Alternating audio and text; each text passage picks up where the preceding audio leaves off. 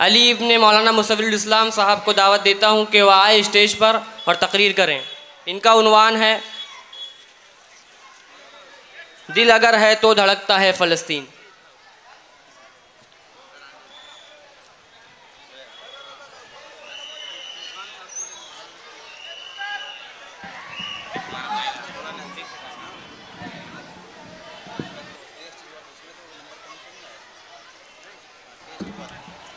अस्सलामु अलैकुम व रहमतुल्लाहि व बरकातुहू।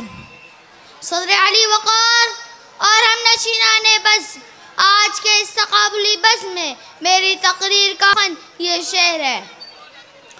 ये खामोशी है तेरी आर्ज़ी तस्कीन के लिए, ये खामोशी है तेरी आर्ज़ी तस्कीन के लिए, दिल अगर है तो धड़कता है फ़िलिस्तीन के लिए।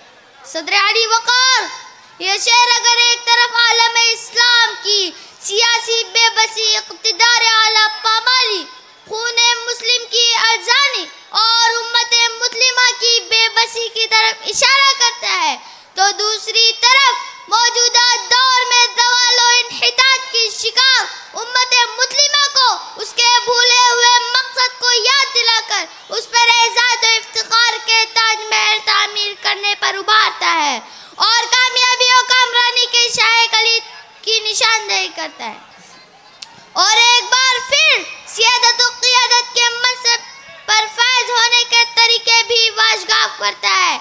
सदर अली वक़ार जब हम कौमों के उरूज और ज़वाल की तारीख पर एक नज़र डालते हैं तो देखते हैं कि एक तरफ शायान आलम की पुरशुकूह दरबार है तो दूसरी तरफ सिपह सालारों के जंगी पर है, कई हुक्मा फलासफा की मतीन गुरु है तो कई फातीन आलम की पुरजलाल सफ है।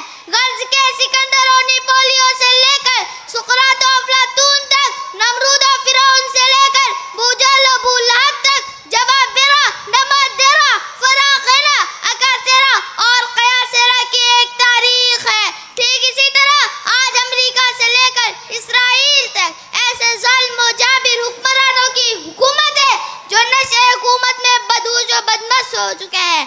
उनका ज़हन और दिमाग माऊफ हो चुका है। गजा के मज़लूम मुसलमानों के मनाज़िर आपके ज़हन और दिलो दिमाग को झिंझोड़ रहे होंगे। लाशें हैं कि गिर रही है, जुल्म है कि बढ़ रहा है, नेतों का खून अर्क़े जबी से भी अर्ज़ा बह रहा है।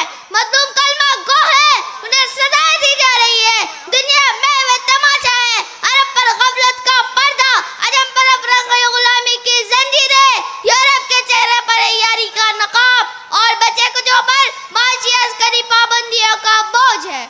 सो वो भी मोहर बलब है खुदा वाहिद के मौजूदगी में, ज़मीनी खुदा की बारगाह में सरनिगू है।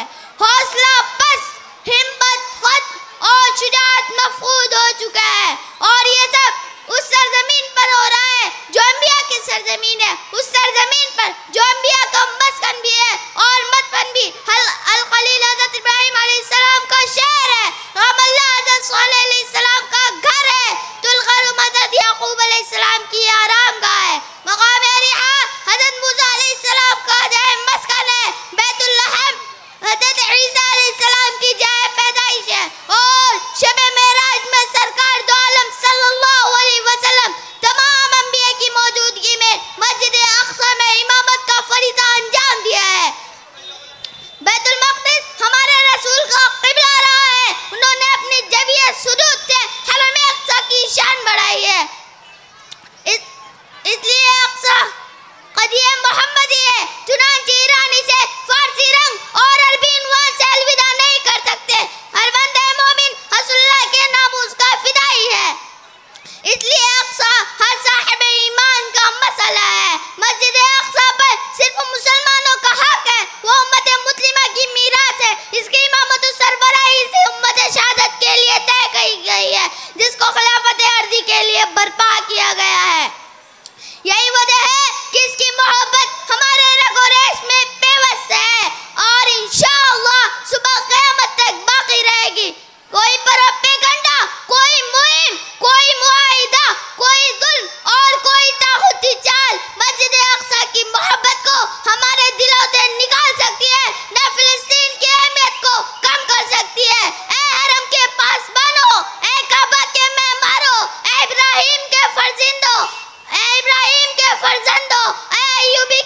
पुकारो, अपनी नींद से बेदार हो जाओ। फिलिस्तीन की हर्रियत के लिए, अक्सा की हिफाजत के लिए, मुसलमानों की अजमत बहाल करने के लिए, मजलूमों की हिमायत के लिए एक झंडे तले खड़े होकर इस शहर के मिस्ताक बन जाओ।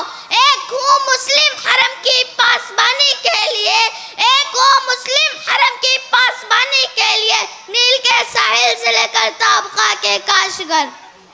वाखिर दावाना अल्हम्दुलिल्लाहि रब्बिल आलमीन। अस्सलामु अलैकुम व रहमतुल्लाहि व बरकातहू।